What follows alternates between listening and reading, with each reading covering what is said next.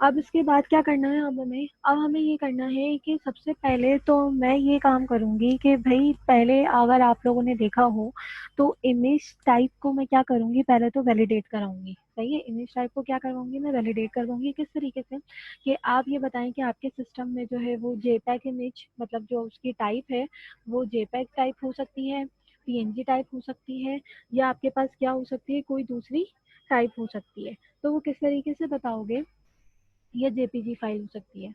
तो उसके लिए हम क्या करेंगे, मैं यहाँ पर इसको बना देती हूँ कमेंट, और अब देखो मैं यहाँ पे कंडीशन क्या लगाती हूँ, मैं कहती हूँ इफ के अंदर मैं एक चीज़ ये लगाती हूँ, फंक्शन जो हमने क्या पढ़ा था, स्ट्रिंग फंक्शन पढ़े थे, str टू लोअर का फंक्शन।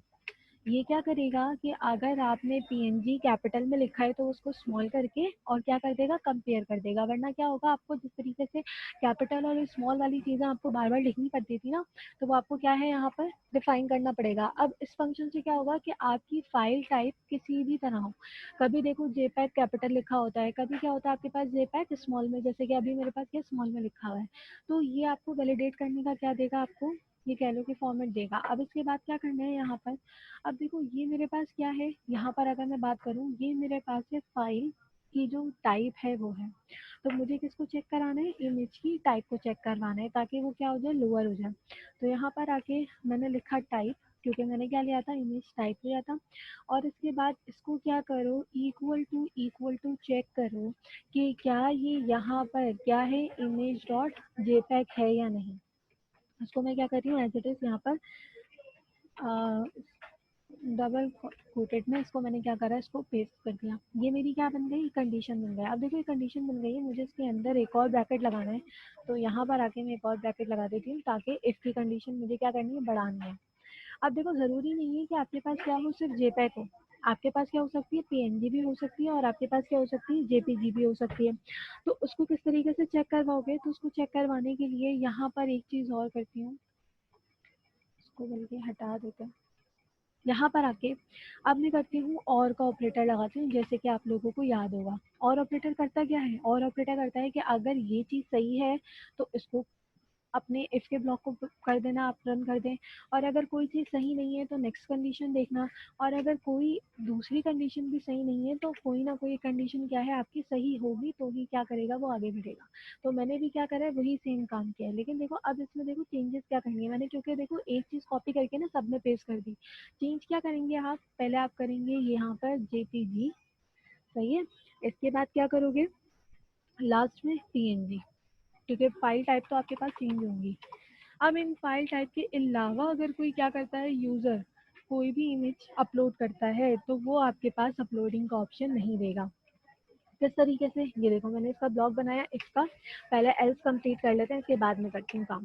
सही है? मैंने यहाँ लिखा इको, इको के बाद मैंने यहाँ पे एक अलर्ट शो करा लेते हैं, ताकि एक अलर्ट आ जाए। और इस अलर्ट के लिए मैंने यहाँ लिखा स्क्रिप्ट। ठीक है, इसको यहाँ पर सही कर लो।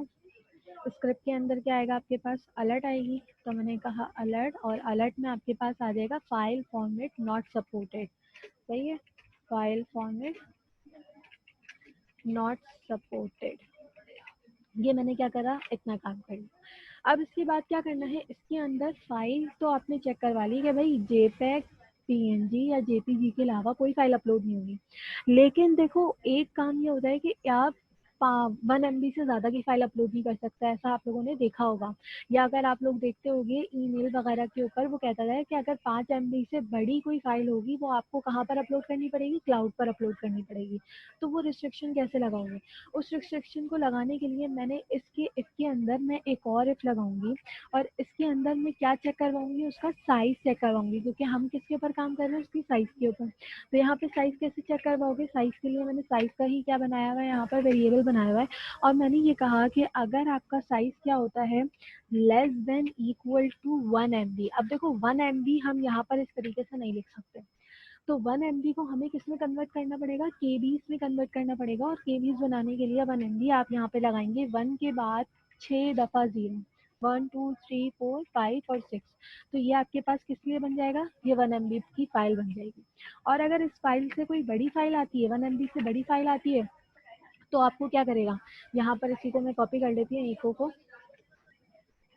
सही है। और आपके पास फाइल फॉर्मेट तो नहीं होगा, फाइल साइज नॉट सपोर्टेड, मतलब उसका साइज अगर बड़ा हो गया तो भी वो क्या करेगा, सपोर्ट नहीं करेगा। ये तो हो गया आपका एक काम। अब बात आ जाती है इस इसके अंदर, अगर आपकी इन फाइल्स की क्या है, आपके पास ये फाइल फॉर्मेट है और आपकी जो फाइल का साइज है वो भी सही है, तो क्या करना चाहिए उसको? तो उसको करने के लिए क्या करेगा वो, यहाँ पर आपके पास कि आप एक फ़ोल्डर जो हमने यहाँ पर बनाया था, कहाँ पर, इस वाली जगह को, इस वाले फ़ोल्डर को मैं क्या करूँगी, यहाँ पर भी कॉपी करूँगी। कि अगर ये काम हो जाता है तो क्या करूँ, इमेजेस के फ़ोल्डर में जाना और क्या कर देना वहाँ पर ले जाकर, उसको कॉनकैटिनेट किया, डॉलर इमेज का नेम यहाँ ले जाके क्या कर देना, सेव कर देना इस फ़ोल्डर में जाके। और इसके बाद क्या करना, इसके बाद देखो अब हमने क्या कहा कि मैंने इस वाले फ़ोल्डर में, किस फ़ोल्डर में मेरे पास, मैं जाती हूँ यहाँ पर और हमने लिया था एच टी डॉक्स, और एच टी डॉक्स के अंदर हमने इमेज फोल्डर, इमेजेस में क्या कर दो, फाइल को भी सेव कर दो ताकि मेरे पास पता चल जाए कि मेरे पास यहाँ पर फाइल आ रही है। तो इस फोल्डर में जाके मुझे क्या करना है, इस वाली इमेज को जो कि मैंने अपलोड कराई है वो इस फोल्डर में ले जाओ। तो वो उस फोल्डर में ले जाने के लिए एक मेथड होता है जो आप कहते हो मूव। सही है, यहाँ पर आ गया ये रहा, मूव अपलोडेड फाइल। कौन सी फाइल को अपलोड करना है, तो आप यहाँ पे बताओ। अब देखो एक हमने टेम्परेरी नेम लिया था, टेम्परेरी नेम कहाँ स्टोर हुआ है, मेरे पास सी में, जैम में, टीएमपी के फोल्डर में, और पीएचपी, ये एक टेम्परेरी क्या है, फाइल स्टोरेज हुई हुई है कहाँ पर, इस पाथ में। मुझे इस पाथ से ले जाकर कहाँ पर स्टोर करवानी है, अपने पाथ पर। तो ये जो मूव अपलोडेड फाइल का ऑप्शन है वो ये कहता है कि आप पहले उसका टेम्परेरी नेम दो। तो टेम्परेरी नेम के लिए हमने क्या बनाया, एक वेरिएबल जिसका नाम क्या है, टेम नेम, कॉमा डाल के आप क्या करोगे, अपने फ़ोल्डर का नाम दोगे जो कि मैंने यहाँ पर फ़ोल्डर के वेरिएबल में डिफ़ाइन कर दिया। इसके बाद क्या करना, इसके बाद एक इको हो जाए और इको में आ जाए कि आपकी फ़ाइल अपलोड हो गई है। सही है, मैंने यहाँ पर करा इको, और इको में आ जाए भाई फ़ाइल अपलोडेड। सही है, फ़ाइल अपलोडेड सक्सेसफुली। और इसके बाद क्या आ जाए, इसके बाद आपके पास फाइल नज़र आ जाए। अच्छा चलो इसको पहले इतना काम करता है। अब इसको मैंने सेव किया अपनी फाइल को, यहाँ पे ले जाके मैं अब इसको क्या कर रही हूँ, रिफ्रेश करती हूँ, और यहाँ चूज़ फाइल में जाने के बाद मैं अब अपनी फाइल को अपलोड करती हूँ। मैंने कहा बर्गर शॉप, ओपन। अब मैंने कहा इमेज अपलोड, जैसे ही मैं इमेज अपलोड करूँगी, ये देखो ये फोल्डर अभी मेरे पास ब्लैंक है। सही है, इस वजह से क्योंकि अभी मैंने इमेज के अपलोड के बटन के ऊपर क्लिक नहीं किया। अब जैसे ही मैं अपलोड के ऊपर क्लिक करूंगी तो कह रहा है फाइल फॉर्मेट नॉट सपोर्टेड। इसका मतलब क्या है कि इसका जो फॉर्मेट है वो सपोर्ट नहीं कर रहा। अब हम क्या करते हैं, कोई दूसरी फाइल ले लेते हैं। दूसरी फाइल मेरे पास देख लेते हैं अगर कुछ आ जाती है तो। लेट सपोज ये रही, मैंने इसको ओपन किया तो ये देखो फाइल मेरे पास, देखो जेपीजी कैपिटल है ना। मैं ये बात कह रही थी आप लोगों से, अगर आपके पास कैपिटल में है तो वो उसको भी क्या करेगा, स्मॉल लाके कंसीडर करेगा। मैंने यहाँ पे लगाया अपलोड। अपलोड करने के बाद ये मुझे दोबारा कह रहा है फाइल फॉर्मेट नॉट सपोर्टेड, तो उसको हम देखते हैं कि कहाँ पर मसला कर रहा है।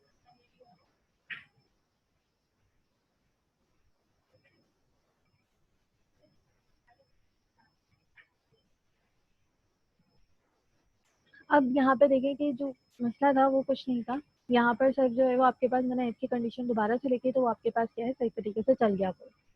तो अब मैं आप लोगों को करके दिखा देती हूँ कि मसला यहाँ पर, या आपका जो फाइल अपलोडिंग वाला काम है वो किस तरीके से होगा। मैंने यहाँ से चूज़ फाइल किया, चूज़ फाइल करने के बाद मैं यहाँ पे गई, मैंने इसको सिलेक्ट करा पिक्चर को, और अब मैंने करा अपलोड।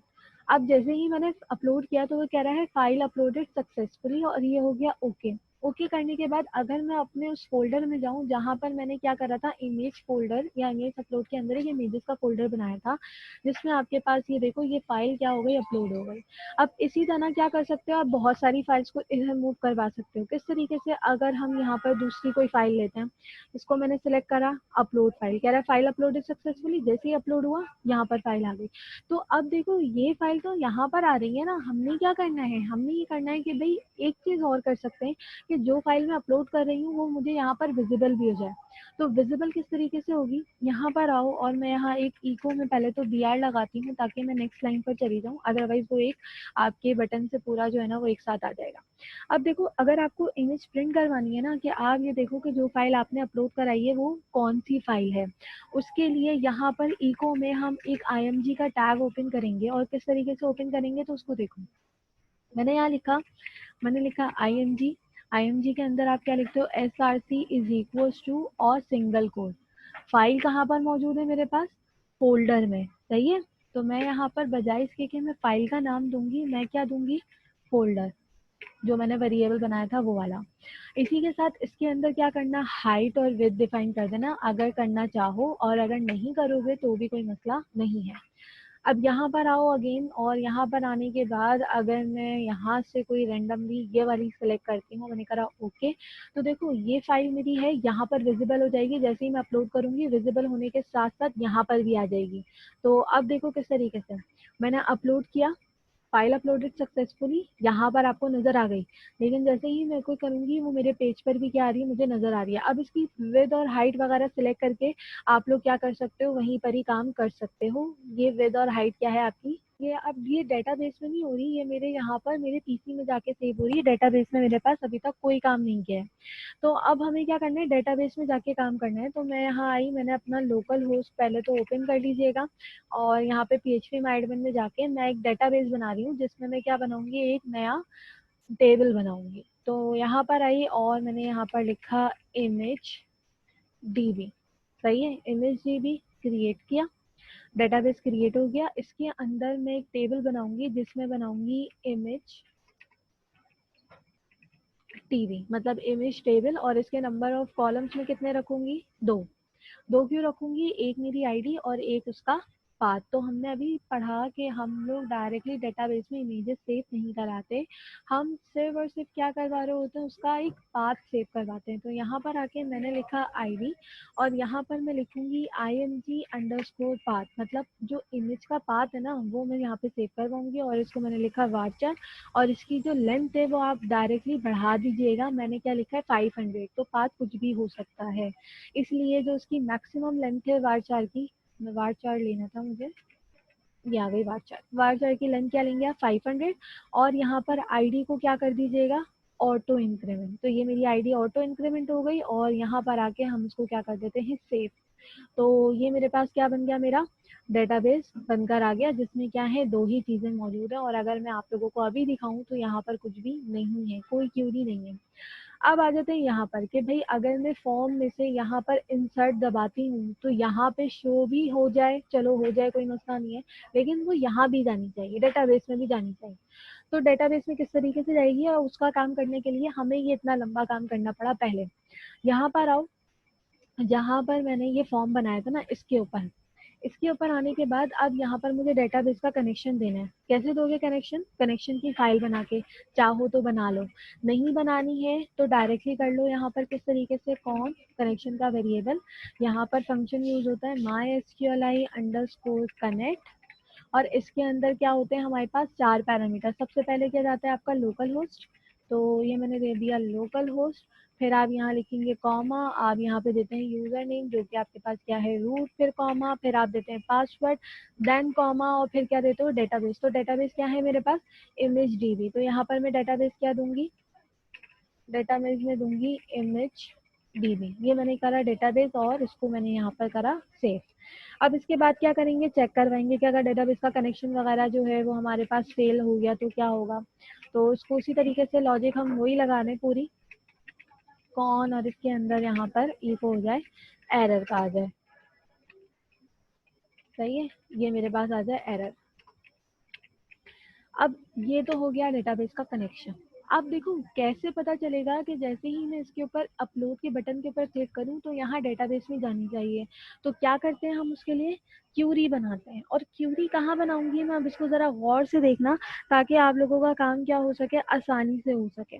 मैं यहाँ पर आई, जहाँ पर मैंने क्या लगाया था, इस फाइल साइज वाले अंदर, इस फाइल साइज के अंदर आप क्या करेंगे कि इस फोल्डर के बाद मैं बनाती हूँ एक क्यूरी।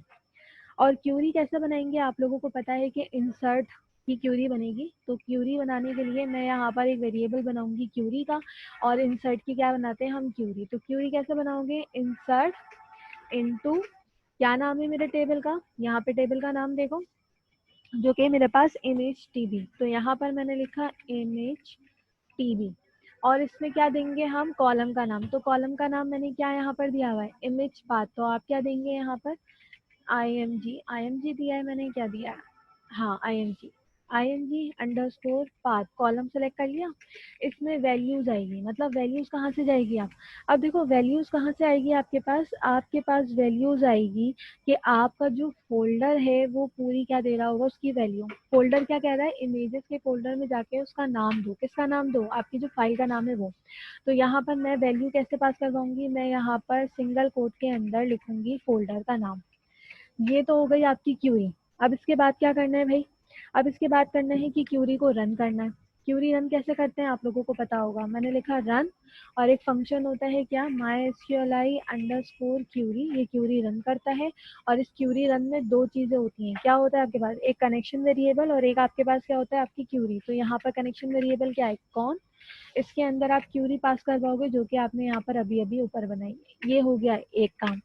अब क्या करते हो, इसको चेक करते हो रन वेरिएबल को कि रन हुआ है या नहीं। तो मैंने कहा इफ डॉलर रन, अगर तो रन हो गया तो क्या करना है, इसको जो है वो रन।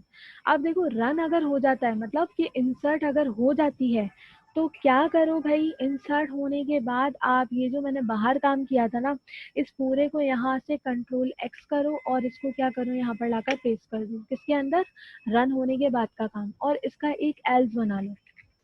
एल्स में क्या करना, फाइल अपलोडेड प्रोसेस फेल, कुछ इस तरीके से क्या करो, ई को मैंने यहाँ पर कॉपी किया, इसको मैंने क्या करा, फाइल अपलोडेड प्रोसेस फेल, बाकी का मैं हटा दूंगी। ये मैंने क्या करा, यहाँ से इसको हटा दिया, इसको कर लो सेव। अब ये हो गया एक काम। अच्छा मैं इसकी हाइट और विड्थ भी सेट कर लेती हूँ, क्योंकि जो है वो थोड़ा सा एक अनऑर्डर टाइप में आ रहा है काम। तो यहाँ पर मैं आई, और इसको मैंने यहाँ पर कर दिया,